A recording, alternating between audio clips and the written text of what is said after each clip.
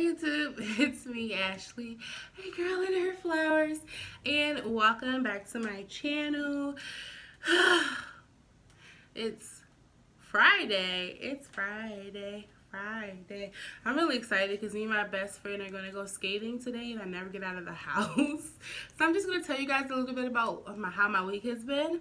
And then there's two topics I want to talk about today: body dysmorphia and no excuses. So if you're interested, stay tuned. Alright guys, so I had to fix my hair. I had to hang it down and it just wasn't working out for me. So I hope everyone's having a great week. Look how we made it to Friday. The weekend is here. Everybody getting ready to turn up. Not me. I am going to go skating later on today, so I'm really excited about that. But I don't really do too much turning up. I've had a pretty productive week, I must say so. And it's what made me want to talk about no excuses. But before I get into that, I wanted to discuss body dysmorphic disorder and body dysmorphia, however you want to call it. And before I get into that, because I got on this topic because it's something that I've actually always suffered from, but I feel like my weight loss has really brought that out in me. So I want to first give you guys the definition of body dysmorphic disorder. So, body dysmorphic disorder is a mental disorder characterized by the obsessive idea that some aspects of one's own body part or appearance is severely flawed and warrants exceptional measures to hide or fix their dysmorphic part on their person. So what does that mean? That means that you look at yourself and you see these extreme things that maybe no one else sees, but, oh, phone's dying. Okay, you see these extreme flaws that no one else sees, and you feel like you need to go out of your way to hide these flaws and disguise these flaws because they're just major flaws to you. So one of my flaws, first, my nose. I can't stand it, which is so crazy because some people go, oh, you have a cute little butt nose, and I feel like I have a huge wide nose, and it's something that has bothered me for a really long time, which is why when I wore contacts, I didn't like wearing contacts. I would prefer to wear glasses because I felt like without my glasses, my nose was much more prominent on my face. So that is one thing. But the biggest thing that I feel like I deal with is my weight and my stomach especially. So as I stated in the previous video, I've lost 100 pounds since January. And I was having the most difficult time ever after getting on the scale and realizing I had lost that much weight, where I had lost it. Because when I look at myself, I see the same person that I saw last year. So I take pictures of myself. I am in the mirror almost every day because I have such a difficult time seeing this weight loss, and it's extremely frustrating. I mean, I put on clothes and I can feel how my clothes fit differently, but I don't see how I have lost this weight. And I feel like I physically feel different in a sense of like I can breathe a little easier, and I'm able to like go up flights of stairs and it's not that big of a deal. But for the most part, I look at me and I feel like, looking at like this video and one of my earlier videos before I had my surgery, that I don't see a difference. So I wanted to bring this topic up because I feel like a lot of people don't understand body dysmorphia. So they find themselves like complimenting someone who they don't know suffers from body dysmorphia and feel like they don't appreciate your compliment or feel like they don't take your compliment to heart. But that's because it doesn't really matter what other people say. You don't feel that way. For my last video, multiple people commented me and told me, not my last video, but the one before that, multiple people commented and said, you're so beautiful. And I'm just like, I don't really see that, or like DM me, or like when people approach me. I have an extremely difficult time seeing my weight loss, and it's something that I'm struggling with even to this day. Like thinking about going out, it just gives me anxiety, which is how I've kind of trapped myself in my house. I've pretty much made my home a jail.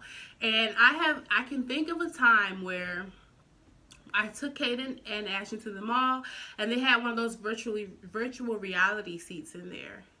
And before I realized, you know, how heavy I was or whatever, you know, they said, oh, you guys can do it. You can get in the seat. And right before, the guy asked me, you don't weigh more than 300 pounds, do you? Because we can't take that weight. And I remember crying in the mall. I remember being so saddened by the fact that I couldn't get on this ride with my son because I was too heavy, and feeling so disappointed because it was something that I wanted to do. Flash forward to recently, the same mall, the same ride, and I still couldn't bring myself to get on it because I feel like I still weigh 300 plus pounds. I don't see a change in myself.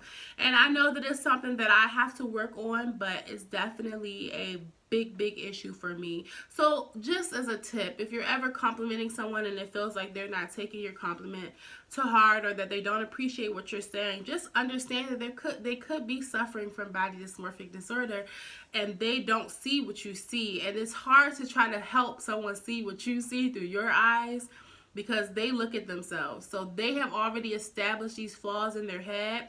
And my mom said to me today is that I look at myself through the eyes that I've been looking through myself. So it's hard for me to see myself in any other way because I've looked at this body, I've looked at this face for so long. So it's hard for me to try to see anything differently. Okay. So with that being said, I did want to just briefly discuss the fact that there are no excuses that are good enough excuses to not follow your dreams and to not pursue your hopes and your wants and to not push forward and be successful in life. So I was sitting here home alone. Ashton was gone. Kaden was at school. And I had laid in the bed and I cried for a few hours in the morning, which has almost become a morning routine for me, which is another video upcoming. It's not going to be me crying for a couple hours, but it's going to show you guys what I do as far as my yoga in the morning and my zen and my release and my walk that I take to kind of just to be able to get through the day, even though I know the next day is going to happen again. But that's neither here nor there. So I had got up yesterday morning, and like I said, I was home alone. I got sent Kaden off to school, and I was in bed, and I had no motivation at all. And so I said, you know what? I'm going to go to the library. I'm going to get up. I'm going to go to the library because I feel like when you're out of your element, you can accomplish more. Like when you do laundry at your house, it takes longer than when you do laundry at the laundromat because you are there to do something specific. So I said, I'm going to get up, I'm going to go to the library because I am still in school and I feel like it takes me a long time to complete my schoolwork versus if I was in the library, I feel like I get it done quicker. So I got up, finally got out of bed, I turned on the shower, I got things going on in my house, I got my clothes out, and then I looked out the window and it was snowing. I literally went, put my clothes back in the closet, turned the shower off, turned the lights off, and got back in my bed. And then I realized why. The weather will be the weather no matter what. But I had made that my excuse to not push and to not persevere and to not complete something that I know that I'm fully capable of doing. So I had to get out of the bed again, and it was like, you know what? There are no excuses. I'm going to get everything done. I'm sorry for raising my voice. But I wanted to bring that message to you guys because I feel like a lot of people make excuses for why they can't do things. And you can find excuses once you are like a professional procrastinator like me. You can find excuses in anything. I'm going to go check the mail, but my mail's like around a corner. It's in a different part of the neighborhood because we have like boxes, like a lot of little boxes for the whole neighborhood.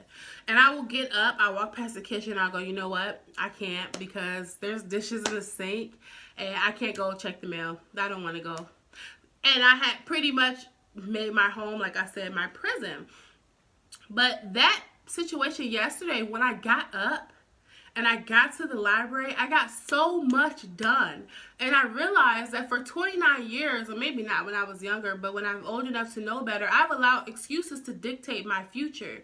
Which is why you'll never get to where you want to be when you allow excuses to hold you back. Excuses that you make for yourself.